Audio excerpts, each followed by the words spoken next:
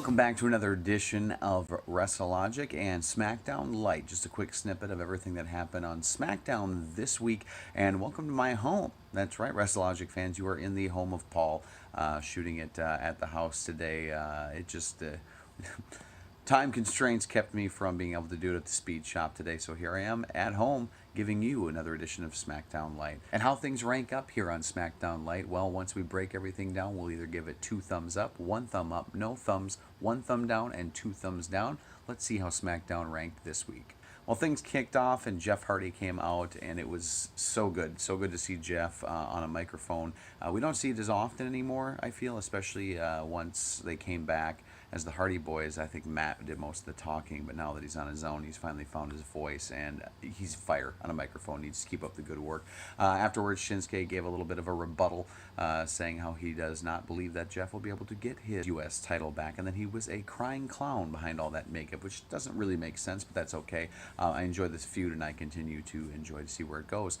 Up next, though, completely caught off guard as AJ came out, did an open challenge for the WWE Championship, and Andrade Cien Almas actually was the one who answered. So he comes out and decides he's going to have a match with AJ Styles. And what an amazing match, pardon the pun, but it was phenomenal. Really was. Excellent match. I continue to enjoy Andrade Cien Almas and seeing where his career continues to go on SmackDown. It's nice to see him being used in a proper way. He did end up submitting to this one to the calf crusher, but it still made him look strong as it was sudden and out of nowhere. So I am excited to see where his career in SmackDown goes from here.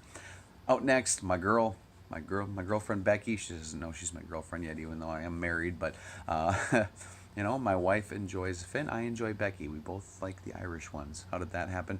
Don't know. But either which way, Becky came out and had a good short match with Mandy Rose. Ended up beating her and with the disarm her again. And so she's basically taken down everyone on the SmackDown roster. So it's now time for her to, I don't know, as she said at the end, go after the Women's SmackDown title and take it away from Carmella. Although Asuka, we'll see how she ends up in the mix, because I feel like something's going to happen there. But we'll have to wait in the coming weeks to see what happens.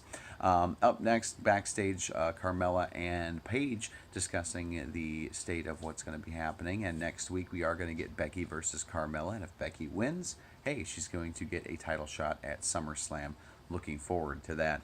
In their backstage segment next, we see R-Truth is back, and he has a small conversation with Ty Dillinger, which ends up being a miscommunication to where Ty thinks he's supposed to go out and challenge Samoa Joe, which he does, and actually put on quite a bit of a fight at the beginning, looking very brutal. Ty looking good, but of course Samoa Joe coming out on top with the coquina clutch. But it was good to see Ty actually get some offense in, and we'll see what happens. He's got some new shirts, and maybe that means that he's going to get a little bit of a push here, and that would be good to see. Up next, The Miz came out and gave his eulogy for Team Hell No because of all of the havoc that was stricken upon them at Extreme Rules, and but Daniel Bryan wasn't having any of it, so he comes out and just wreaks havoc. The Miz does get away, and Daniel Bryan just sends a message by taking down the pallbearers. But what a great segment. The Miz is amazing, and I like that this is planting more seeds moving towards a Daniel Bryan Miz feud, hopefully at SummerSlam, because I don't want to wait a whole much longer to see this feud culminate. I don't want it to drag out too long.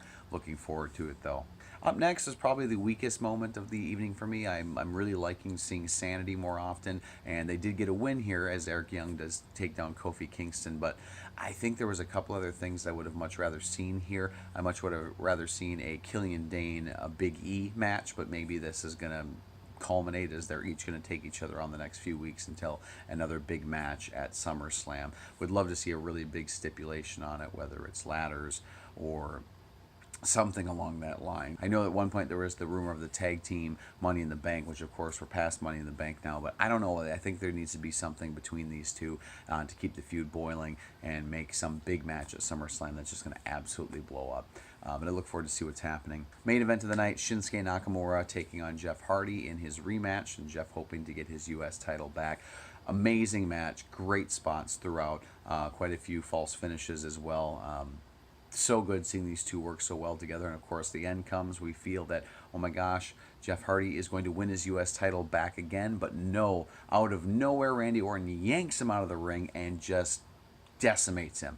Poor Jeff just got beaten up like crazy. No RKO though, but of course the vintage Orton DDT off of the announcer's table, and then the ear moment.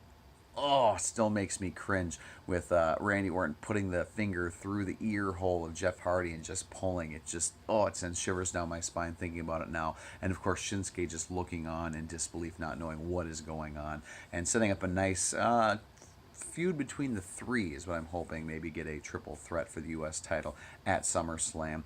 But overall, just a great moment seeing Randy Orton go full heel where he should have been to begin with. But as stated before, how did SmackDown stack up this week? Well, of course, how we rank it here on WrestleLogic on SmackDown Lite, we either give it 2 thumbs up, 1 thumb up, no thumbs, 1 thumb down, or 2 thumbs down. This week, though, strong moments, I definitely say were the AJ and the AJ and Andrade Cien Almas match. We did have a small bit backstage with Rusev, or well, I should say with Lana and Aiden English to see what's going to happen there. It'll be interesting down the road to keep moving Rusev Day forward. But definitely the AJ Cien Almas match was definitely one of the highlights, as well as the main event of Shinsuke versus Jeff Hardy and seeing Randy Orton turn full heel. So for me, this week's SmackDown gets 2 enthusiastic thumbs up. So that was your edition of SmackDown Lite right here on The Real Deal TV with WrestleLogic. Hopefully SmackDown can continue to roll forward in a positive way, planting a lot of seeds and keeping feuds moving forwards towards SummerSlam much better than we're seeing on Raw. But make sure you like the video, share the video, and subscribe to the YouTube page. It helps us more than you know. And we'll see you next week for another edition of SmackDown Lite.